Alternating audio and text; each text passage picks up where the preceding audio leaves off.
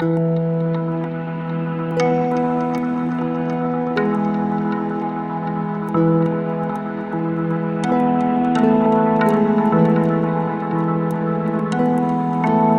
there, this is Mike and you're listening to Feeling Twisty. I'm really glad you're here. I've talked about how I was healed after dealing with brain damage and a movement disorder for 7 years. From this human, physical reality point of view, I was sick, and then I was healed. But in truth, I wasn't ever really sick, not my true self. The only reason I felt the urge to imagine I was healed was because I first imagined I needed healing. Neville taught that each one of us is God, or unconditioned awareness, moving through states of consciousness. He said over and over that we are not the bodies that we wear. And in church, I was taught that we are spirit, and we'll get new bodies one day when we get to heaven. Now, whether or not you agree with Neville or me about your true nature, maybe you grew up in church and still hold on to those beliefs. That's perfectly fine. I think you'll at least agree that we aren't our bodies, that there's something more to it than just these bodies. Sticking with the doctrine I learned in church, if I truly were my body, then I couldn't get that new body that the pastor told me I was getting. When you bring up your childhood memories, who experienced those moments? Think back to when you were a child, your earliest memories of walking around the house. Maybe you can go back farther than that and remember when you were a newborn. Your body was much tinier back then. You're certainly not still in that toddler body, are you? So you can't be the body. When I was 6 years old, I was with my dad as he was clearing a couple of acres of land, the land we were going to build our house on. And I was sitting on his lap as he maneuvered the tractor around the property. And I remember the sense of wonder I felt as he described what the house was going to look like. I'll jump back a couple of years earlier, when I was 4 years old. I remember waking up as I was falling face first off the top bunk onto our bedroom floor. I can remember what it felt like when my face hit the floor. And I remember my parents' love as they picked me up and cared for me and tended to my wound on my face. That 4-year-old body is gone. So is the 6-year-old one. But I remain. My sense of I amness is the one unchanging thing. I'm sure you've heard that we are not our bodies many times, but when it comes down to it, well, we still have these bodies, right? Okay, we're not the body, but my body's feeling pretty crappy right now. I know. The body I identified with that was diagnosed with brain damage, I sure felt that. It was real to me then.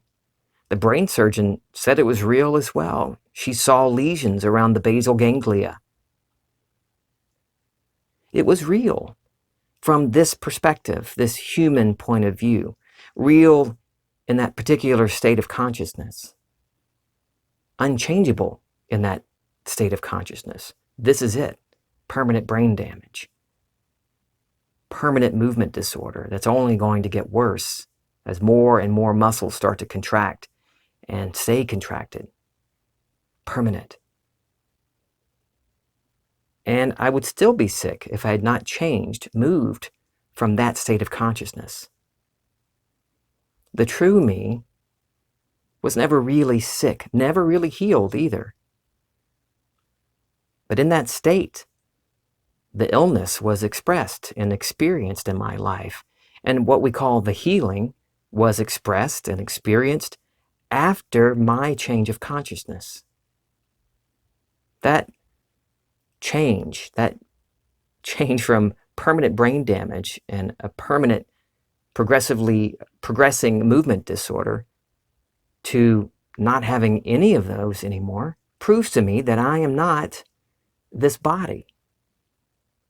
because the one experiencing the symptoms of the brain damage and the movement disorder is the same one experiencing the absence of those symptoms. This same sense of beingness, my I amness. The same I that remembers riding on my dad's lap as he bush hogged the grass on our property when I was 6 years old. That same I that felt the wonders of him explaining to me what the new house was going to look like. And the same I that fell off the top bunk and face planted on the hard floor. That's the one thing that never changes. That sense of awareness behind all of these experiences that moves through these states. The true me never has to be healed because it cannot be harmed. There's freedom in realizing this. Teachers through the centuries have used different similes and metaphors to describe our true nature and what this universe is all about. One of my favorites is that life is a dream. This body through which I experience this world is solid and real in this dream I call my life. Just like my body is solid and real in my dreams at night. Both are real, but both are dreams. In my sleeping dream, I experience the passage of time and movement through space. But when I wake up, I realize that what seemed like months or years was really only a few moments or hours in what I call the real world. Last night, I dreamed we moved to a beautiful house on a crystal clear lake. I stood on my front porch and could see our little boat tied to the dock bob up and down as the waves moved against it. As I looked up and around, I saw mountains and felt the cool air blowing in from those ranges.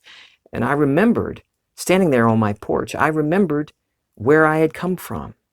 I thought back to our home in Lake Charles. I felt the passage of time and I felt the movement of space.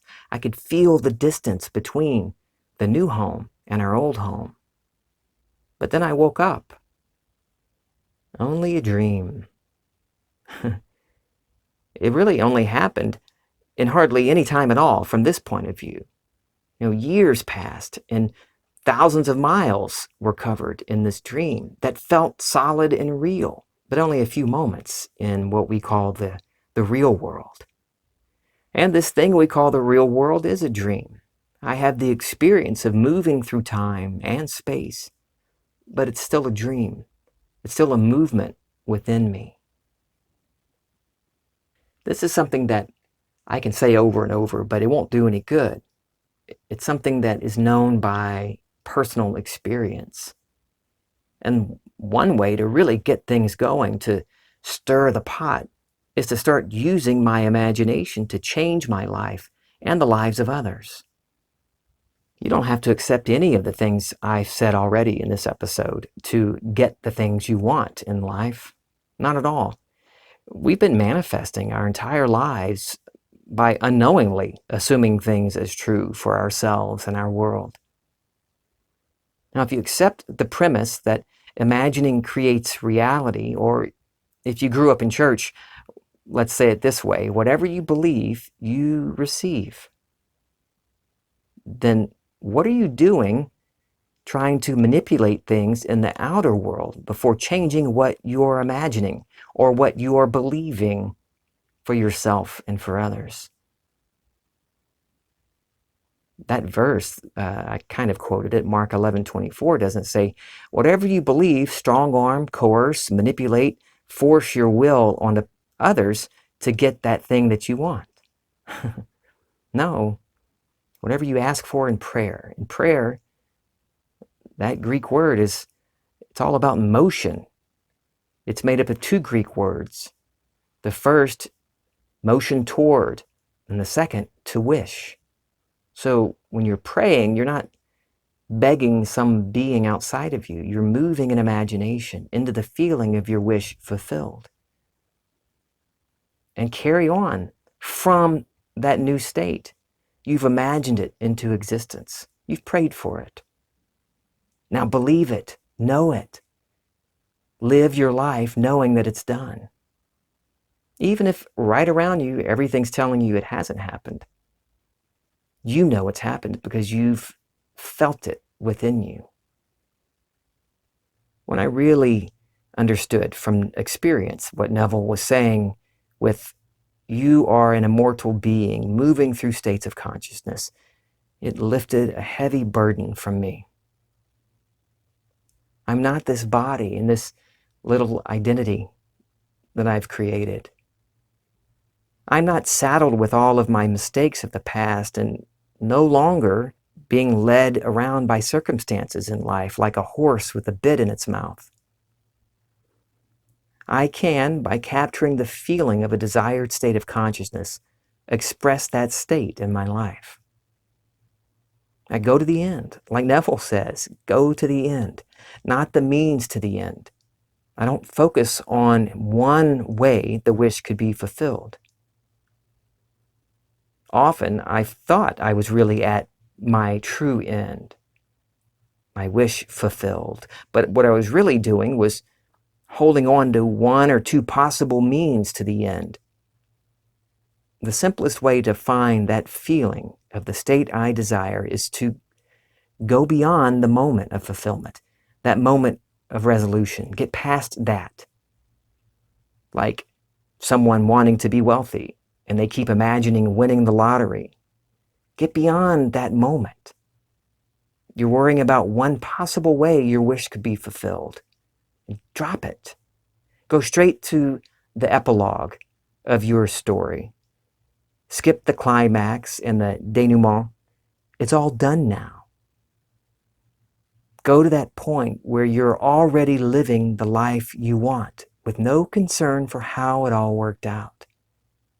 I know you can do it. But what do you do once you have imagined that state, felt the reality of it, and are still seeing no evidence of the change? Well, stop looking for signs. If you're thinking about how you don't see any change, you're not in the state of your wish fulfilled. You're not. I've had times where, even though I knew this, I knew what Neville said, I seemed unable to get back into the state. I was just stuck there. I felt like I was being pulled down into a mire of fear and doubt. A few decades ago, a group of my college friends took a swamp tour not far from here over in Orange, Texas. There'd been a drought that summer, so a lot of the usual areas covered with water were not. They were flying along, skimming the water on the airboat when the captain of the boat turned into a stand of trees, planning to go through them. Well, we came to a point where there was only mud, not enough water in there to keep going. We were stuck. There were 6 of us in the group, 4 women, 2 men. The captain turned to Bob and me, and he said, "Guys, you got to get out of the boat and push us." While we were stuck in the mud, we had also run up against a cypress knee, so we weren't going anywhere unless Bob and I got out and pushed the boat off that cypress knee. I took off my shoes and socks and rolled up my jeans and stepped off the boat and immediately sank down to my knees. I couldn't move. The more I struggled, the deeper I sank. Now keep in mind, there were alligators all over the place, and water moccasins, all kinds of swampy things, swampy critters. We had just passed a couple of alligators, one of them over 12 feet, and another that was at least 14 feet. So that was on my mind too. I eventually worked myself out of the muck, and Bob and I got the boat free from that cypress knee. But that feeling of helplessness is what I felt sometimes when I'm confronted with so many reasons why my wish can't be fulfilled. All of the symptoms and circumstances that are shouting, "You're a failure, Mike. You're a failure." It's time for the first principle. Be still and know that I am God. Be still. Relax. Loosen your grip. And remember who you really are. I know there's no reason to fight circumstances. I brought those circumstances to me. No one else did it. No one and nothing comes to me unless the Father, my imagination, calls him. So, the state I am in brings about all the things I'm experiencing. No need to fight what I've created. No good to struggle against it. A couple of years before I found Neville, I was in a very broken state. And I went to a Catholic men's weekend retreat. There was a song that we sang every evening. It's called Word of God Speak. I love that song, even today. When I heard the first part of the first verse, I just melted. I felt so much built up fear and doubt and condemnation just dissolve instantly, as if it never existed. I didn't know that I was experiencing a sudden shift into a new state of consciousness, but that's what was happening. That song starts out, I'm finding myself at a loss for words. And the funny thing is, it's okay. I'm not going to sing it, but it's okay. It's all okay. Everything I'm feeling, and everything I'm feeling about the feelings I'm feeling. Every frustration, every little thought of doubt, every embarrassing moment that I think matters. It's okay. Every reason you think you can't be the person you want to be, it doesn't matter. And the fact that you've thought it mattered for all these years, that doesn't matter either. Like the song says, it's okay. Sometimes, even now, when I notice I'm reacting to circumstances, that song comes to mind and I can hear the divine brotherhood singing within me. It's okay. It's okay that I'm feeling frustrated and doubtful. It doesn't mean I'm a failure. It doesn't mean you're a failure. You cannot fail, even when it sure seems like you have. The only reason you think you have failed is because you believe you have failed. You're in a state of consciousness that has you tripping over your own feet. But you, your true nature, cannot fail. I got an email earlier today. The woman asked me about what to do when all of the feelings and symptoms, all of these things in the world that say we're not where we want to be. What do we do when we have those feelings? And she described a mental cloudiness that comes over her when she's thinking about all of the reasons why she can't or why she isn't successful in bringing about a change in her life. Be the first principle without trying to fight those feelings, without trying to fight anything. Be still. Let that mental fog just be there. It won't go away by fighting it. Be still and be in no hurry. And let love bubble up from within you. That's what I do. I don't have to finagle it or work it up, get into some weird state to find love within me. Love is always here. It's our true nature. So I let love break the surface on its own. And I let the feeling of love saturate me, my thoughts and my feelings of frustration and failure, all of it. And that mental cloudiness dissipates as I sit there being this beautiful silence, this love that I am. And when I'm ready, that's when I move. I'll pick up from there in my next episode. Hey, by the way, this is for the ladies. Rose, Dr. Rose, over at rosielife.com is holding a Leading Ladies Academy. She'll be talking about trusting yourself, loving your body, relationships, and your relationship with money. Ladies only for this one. If you're interested, check it out at rosielife.com. I love you. I'm feeling twisty.